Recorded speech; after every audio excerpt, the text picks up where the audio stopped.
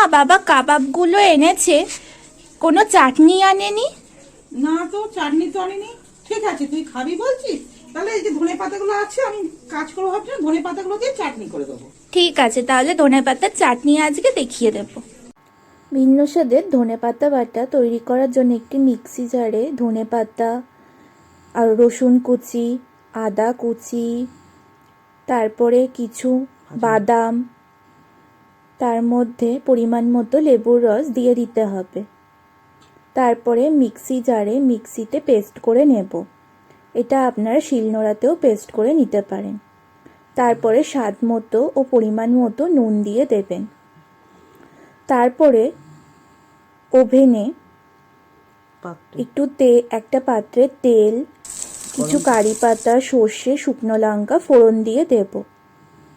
একটু নাড়িয়ে চাড়িয়ে সেটাকে আমরা বাটার মধ্যে মিশিয়ে নেব।